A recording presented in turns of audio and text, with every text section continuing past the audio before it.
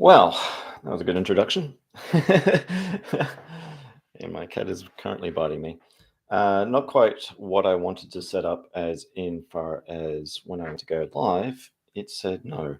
So I created another channel and went around the blockage and through EFT tapping style. And here we are. So my apologies for the interruption, but this is actually the first live I've done in quite some time where I'll just let people know that are waiting in the other one.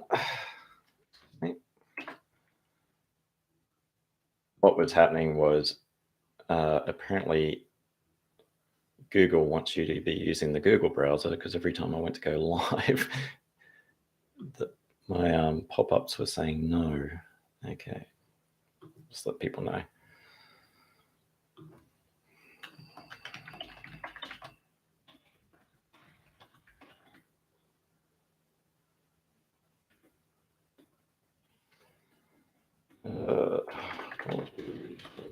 Play.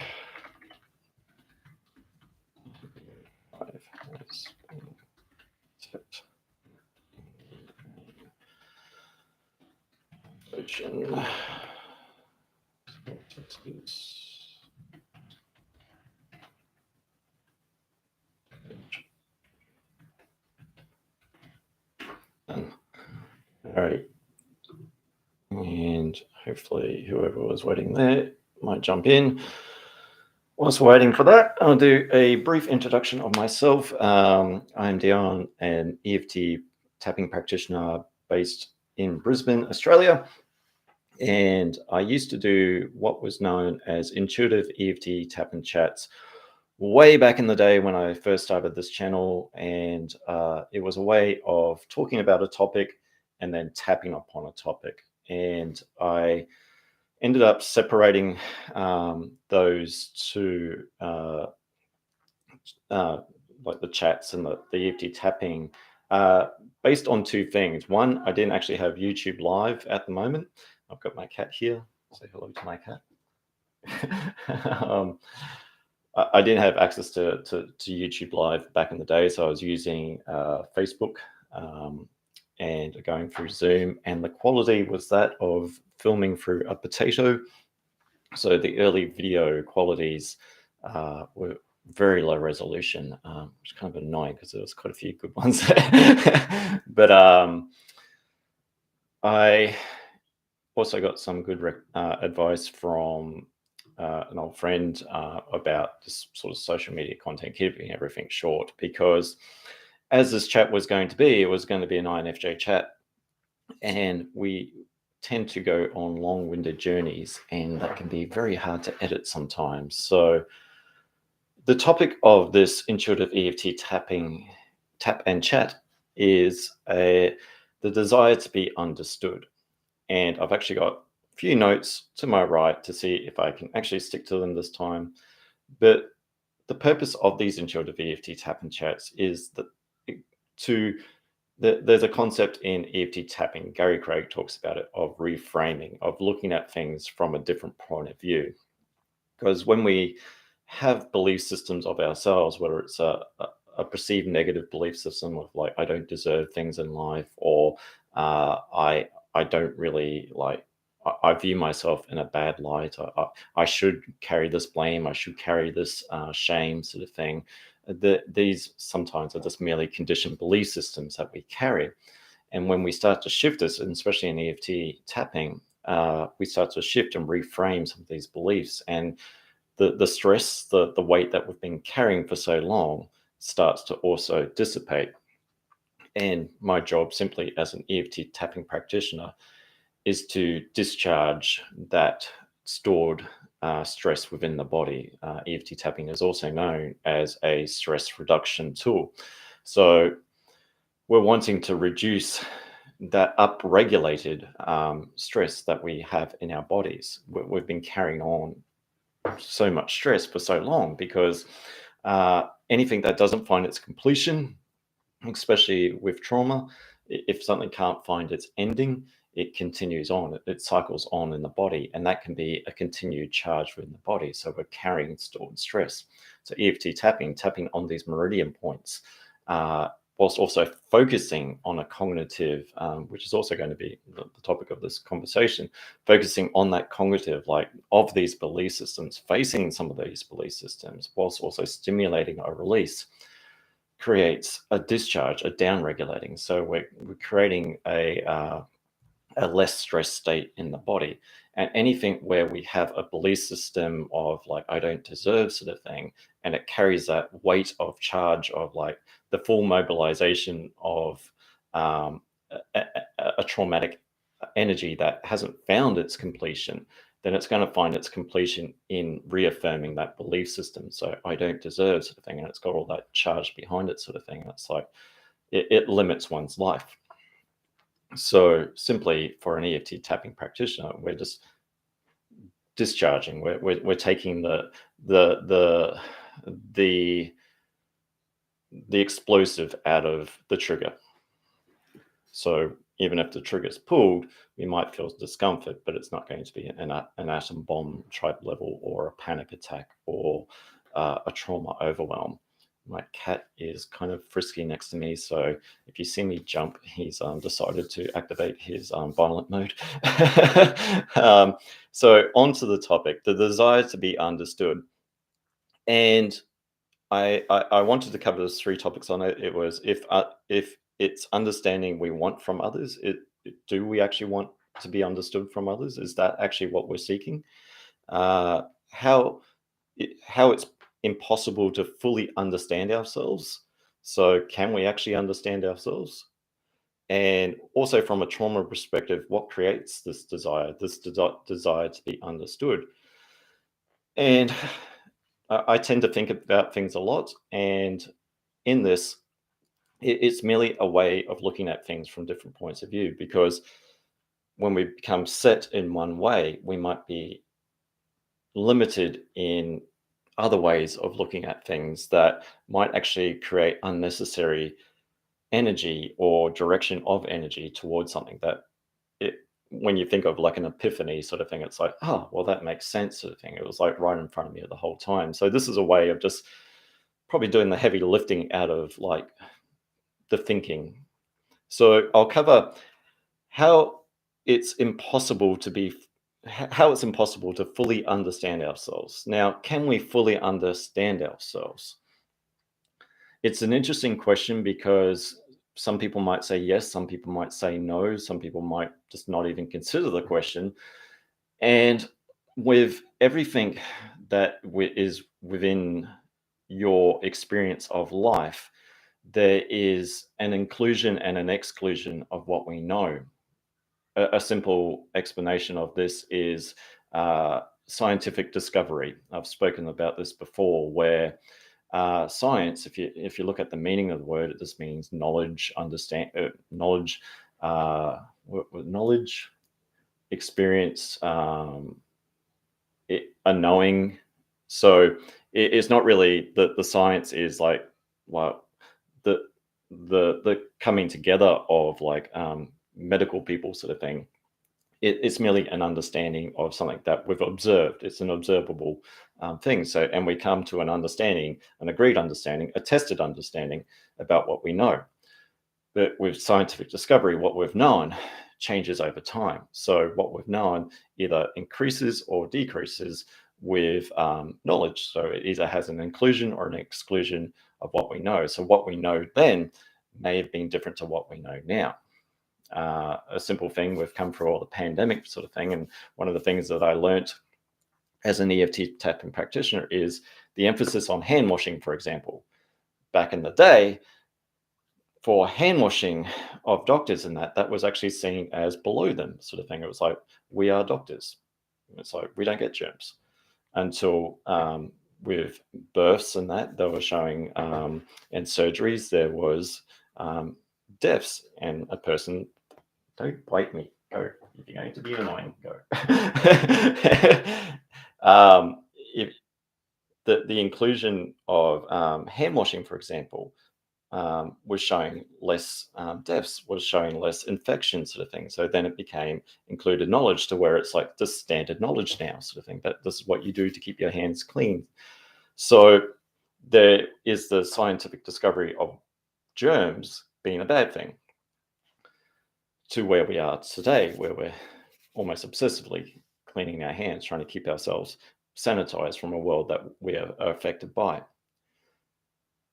The understanding of ourselves changes over time, because to understand someone else, we first have to understand ourselves. And how well can we actually understand ourselves? An example of this is when you've had a conversation with someone and you're describing something. You're saying, oh, hey, it's like, this is the situation that happened for me, and I did this, I did that. And then you go away and it's like, oh, hang on, there was all that other things that I used to do, and that happened. And no, actually, that was the wrong choice of words that I used to describe that. And now the other person actually has an understanding of something that you didn't fully encapsulate in your experience of doing something, which in our day to day is not such a big deal. If you encounter a psychologist, if you encounter a law enforcement, if you're under trial, sort of thing, your word is being judged upon. So there is sometimes an inclusion and an exclusion of what we can actually even recall on a memory basis. And trauma can even affect memory, sort of thing. It can even be influence. Like some police officers actually have to have trauma training because they can actually influence something for either their benefit or just sort of how we actually recall something. It's very hard to recall something completely accurate because we are affected by our environment. Our environment affects our emotions affect our feelings, and our feelings can affect our mood. So sometimes how we interpret things is based upon how we're feeling on that day. And our feeling is merely a sense state. That sense state, how we feel about ourselves, can change over time. So our understanding of ourselves can actually change from when we were young to where I am now to where I'll be in the future. So how I truly know of myself is merely in this moment. So if I know of myself, certainly that I will always be an EFT tapping practitioner, down the track, there might be something where that influences it, and I either am or I'm not. I don't know. I can only conduct my life in a way that would hopefully that would be a positive thing, an outcome. But for an outcome, there needs to be an income. And when that incoming sensory data of what people say to me or how I interpret that is also going to be based upon my past experiences. So a simple way to explain that is think of your mind as like a filter. And it's kind of like a filter of a windscreen. And as we travel through life, there are many things that hit upon that windscreen, make an impact upon our lives. And sometimes that can affect us in a positive way or a negative way. And how we view that life is through that filter, through that lens. And sometimes if we've had quite a lot of negative experiences, we can have a negative view of life. And that's how we're interpreting that world around us, even though the world around us might have a different interpretation of us. There is a form of interconnection between what we know and how we experience something.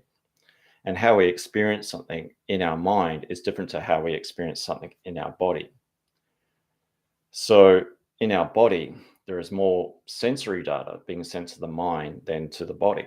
The mind is merely trying to interpret sometimes this overwhelming sense of either fear, of danger, of hunger, of desire to our mind. And our mind is having this, it's only one part of of a whole body is trying to interpret that. But if it's also had a lot of bad experiences in its life, it's going to be trying to relate that. It's like a relational memory of past experiences stored in that hippocampus, the memory part of the brain, where it stores those experiences. And it's going to be going, well, based upon past experiences, this is actually how I survived. And this person may not be that same person, but this is how I'm going to react to that. So the mind is really only going to be sending only what it knows of past experiences, but it doesn't fully know the intentions of another person. It's only going to try and keep itself safe. So, in the sense of can we fully know ourselves? We can't, because we are a changing thing.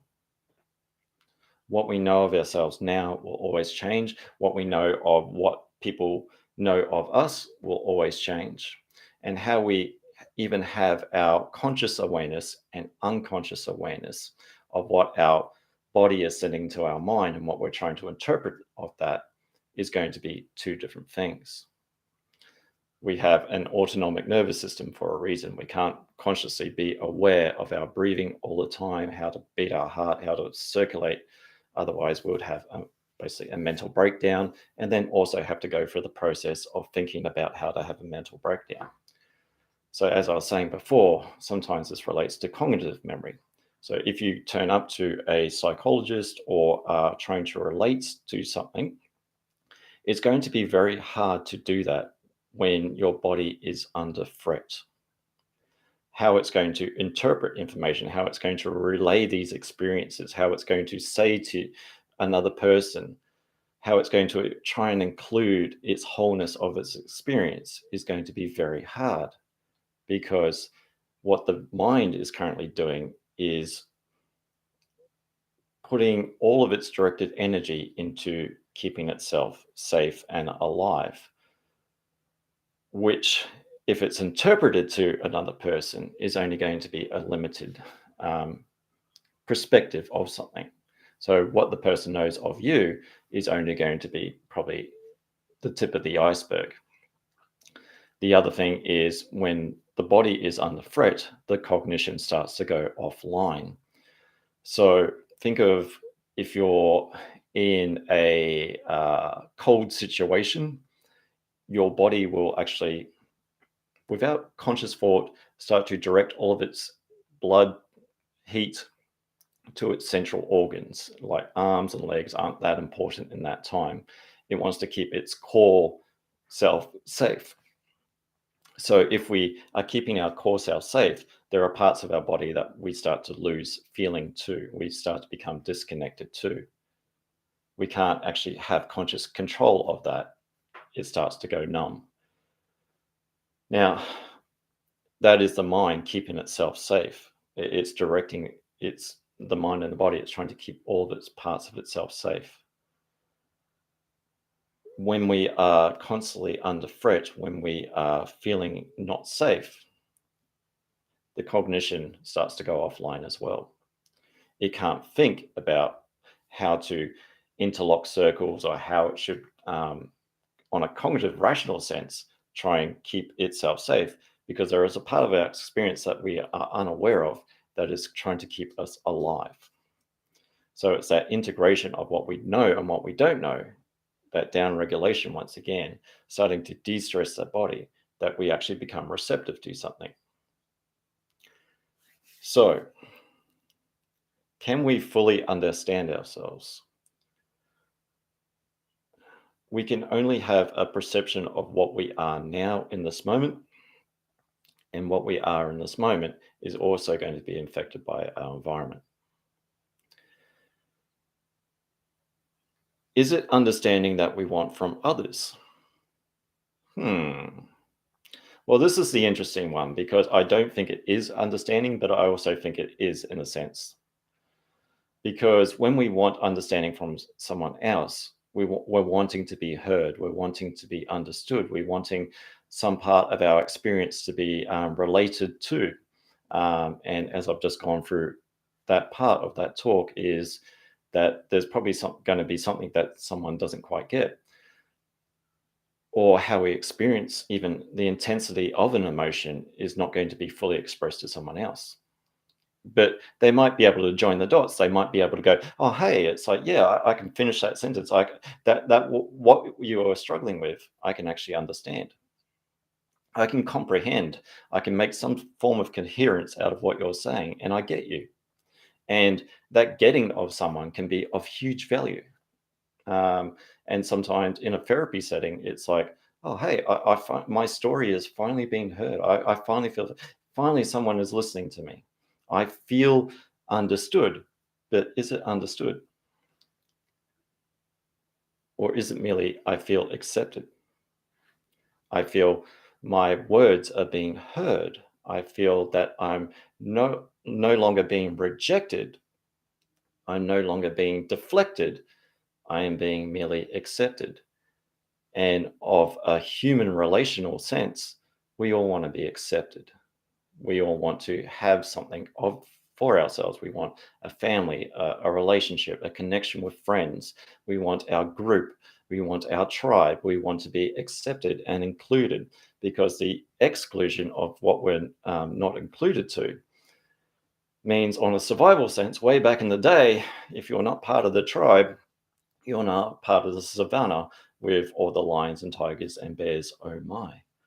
So it's one of those things where, on a survival sense, it really does mean a lot to be accepted from others. Because if we're not accepted, we're having to fend for ourselves. So if we are part of groups, if we are parts of family environments, and our voice doesn't get heard, it doesn't. It's constantly you're part of the furniture. What you have to say is not of value. Then what is not of value is merely just being devalued and is not being accepted. So you start to feel rejected. You start to feel like a reject of life. So or you could feel alien to life. You don't feel like you belong to something. And a belonging is merely a connection to. So we start to feel more accepted. And if we feel accepted, of course, then the relational thing to that is we start to feel understood, because if I go to a country and no one's speaking my language, then it's hard to actually translate or interpret what I'm trying to say. I'm always going to feel excluded to something until I start to integrate into that. And similar with trauma, it's an integration of all those parts that we didn't quite understand about ourselves, or we had those strong belief systems about ourselves that we start to learn, oh, that wasn't me. That wasn't part of my experience. This is what I had to actually um, burden for so long, carry that stress for so long. So that integration of what we now accept, or even of ourselves, we start to get a different understanding of ourselves. And sometimes in some situations with some groups, that acceptance of oneself is seen as a rejection, because you start to become a different person to who you were before, who they had access to. So now their understanding of you has changed, even though that changing might be changing into something a little bit better, and better as in getting better within oneself. So what they understood of you then is now changing. So that acceptance of one's experience, and someone accepting of that, can be both a healing thing in a therapy setting. It's like, I understand you, I get you. Um, let's you no longer have to justify your actions. Let's they've been justified. Let's just get on with it. Let's just heal. Let's get upon that journey. You've made the right decision. Or it could be seen in the other sense of like, well, this person is like, why they're different now. It's like, oh, you got these standards, and it's like, what's these boundaries? You never had these before, sort of thing. It's like, and then you start to get rejected, but you're getting accepted somewhere else.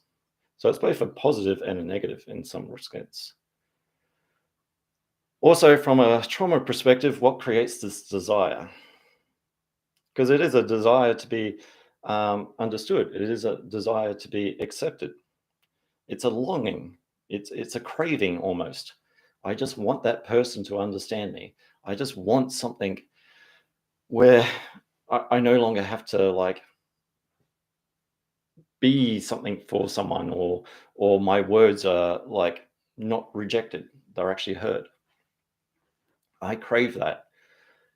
And in very much an early formation of human experiences is of that of a baby and a mother, or and a baby and a father. That desire to be accepted in a family, that longing, that craving, that wanting of that love and care. And that's kind of what it is. It is wanting to be cared for and accepted for. I desire that. I crave it. It's like I want some sort of form of self-soothing to that pain where I'm not. So where we actually start to desire something, if we're desiring something, on the opposite end of it is we're lacking. So what we desire, we lack. So when we find that sense of completion within ourselves, where we're not wanting someone else to understand us, where we start to get a sense of understanding of our current state in this time, we start to accept more of ourselves. But it's also good to find people that can relate to you. So when we have a different perspective on what that desire is, it's sometimes more a reworking of what it's actually lacking. So I'm lacking something and I'm desiring an acceptance. I'm desiring to be accepted. I'm desiring to be heard. So if I was to summarize all that, because that was 26 minutes, and this is why these chats got separated, um, was merely that who we are now is always going to be changing. It's kind of like stabbing a flagpole into a riverbank and saying that'll be there in 2 weeks' time. The effects of the environment, it'll be washed away. Who we now are now, our memories not being permanent things, will change over time. So our understanding of ourselves, how we accept ourselves, how we are accepted by our environment is also going to change. The friends that we had in the past may change over time. Who we know now may change over time. So the stress sometimes comes in the weight of the attachment to some of what we are actually the reverse of desire, lacking.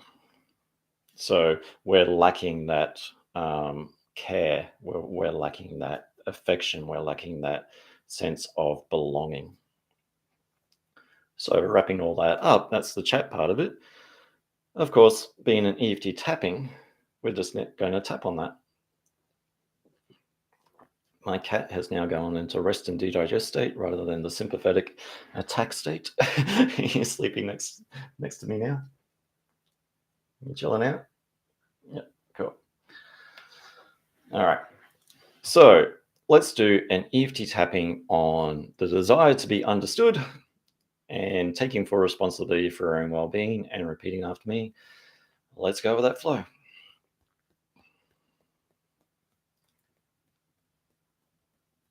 Even though I have this desire to be understood, because I'm not being understood, and I really want acceptance from others. Because in my experience of life, I've only known rejection, and my voice hasn't been heard. And I deeply and completely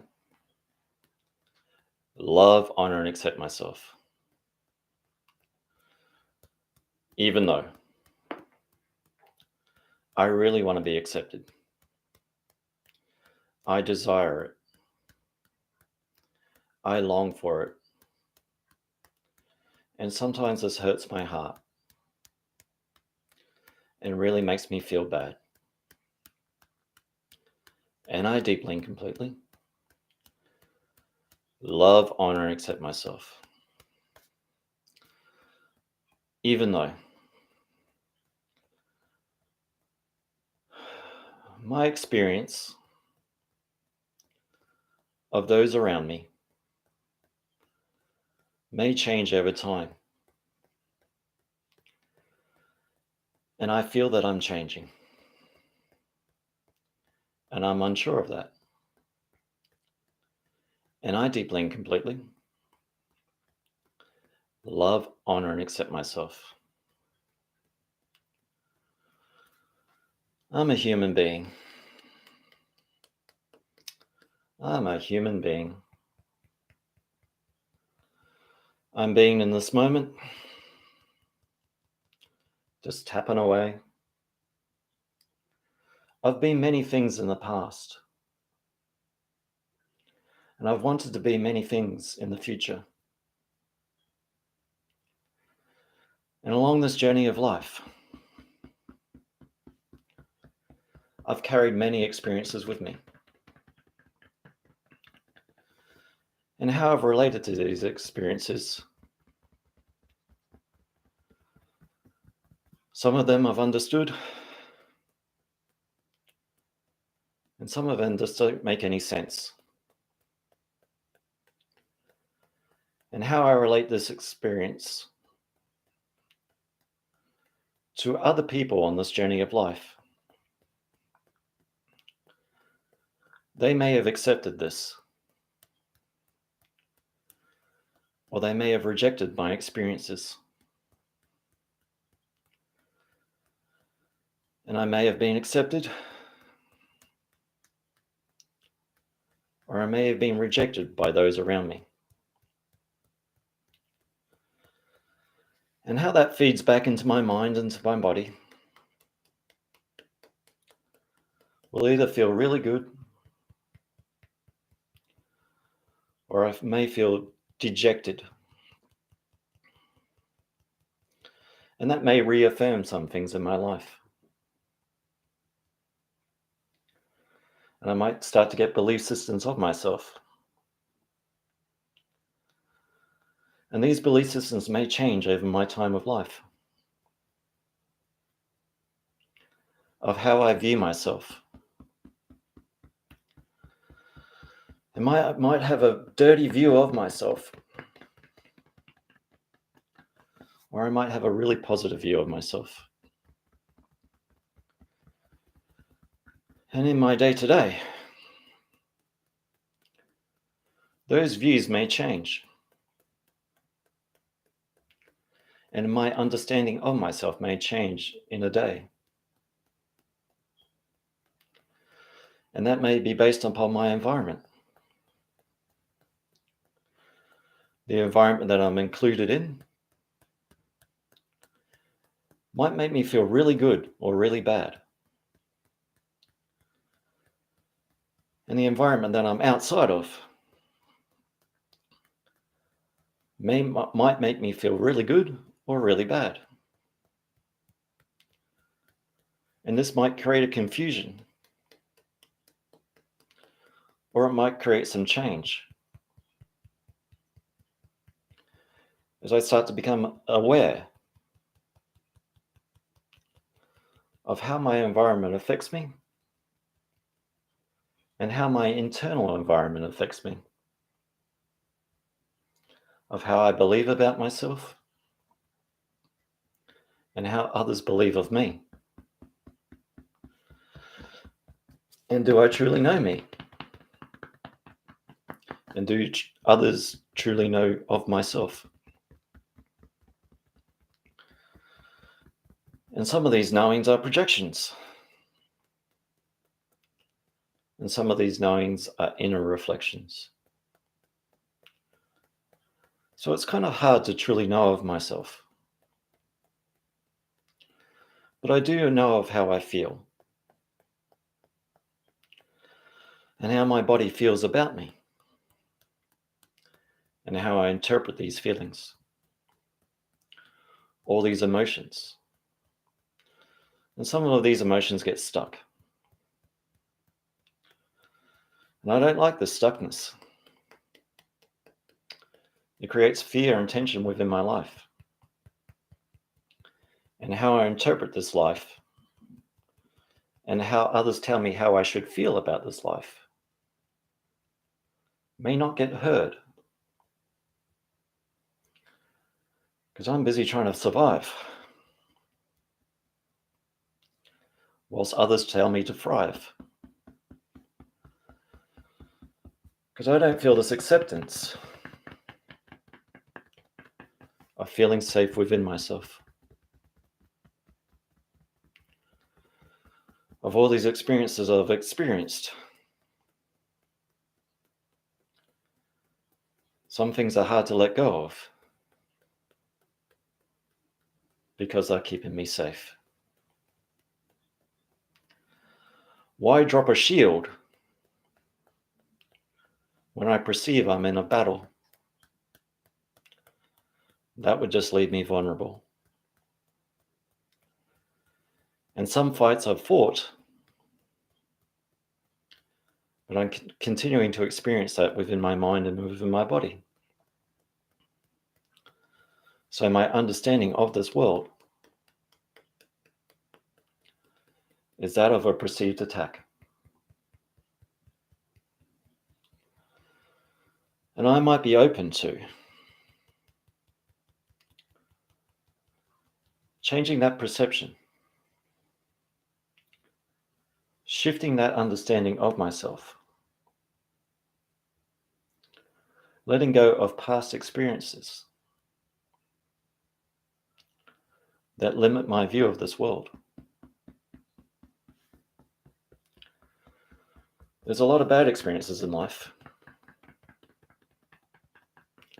And the more I give that focus attention, the more I'll get that result. And if I broaden my horizon of view, of perception, letting go of some old fears, then I might get a new understanding of myself and a new awareness of itself, and start to accept some experiences of my life and start to reject some experiences that weren't part of my experience, that I weren't meant to experience,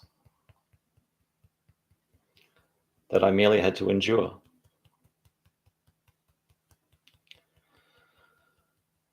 I might be open now to letting go of some of this fear. These experiences that happen to me, I'm open to letting that go. I'm open to feeling safe in letting that go, of gaining new receptions of this world, to gaining new receptions of myself.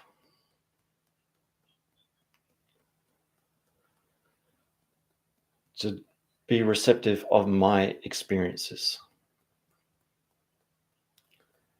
and to hold a space for myself and start to understand more of myself by letting go of some of the stuff that wasn't for myself.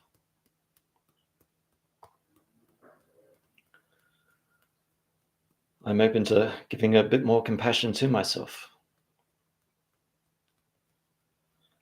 and not being so hard on myself for not protecting myself more. I did what I could in this moment. And these moments will change over time as my belief systems change of myself over time. But I'm here for myself in this moment. I'm releasing the stress. Releasing the stress of those experiences that happened to me, but are not a part of me. And if they start to depart from me, a new me might start to grow. It might start to develop. And I really want to accept that part of myself. And I really want to nurture that part of myself, so that part of myself can grow and learn new experiences in life. and learn a new understanding of self. And get a new sense of self that is accepting of oneself in mind, body, and spirit. And taking a full breath in and out.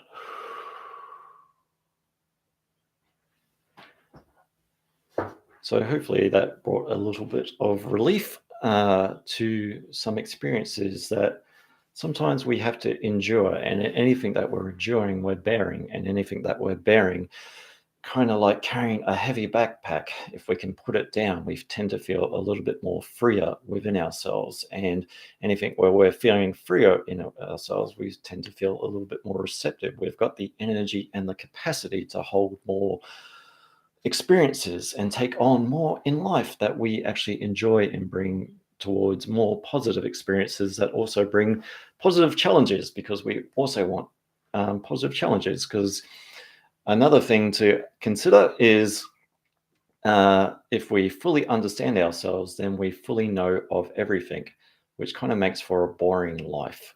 We kind of want some form of exploration, some form of growth, some form of challenge where we can actually get better, learn a new skill.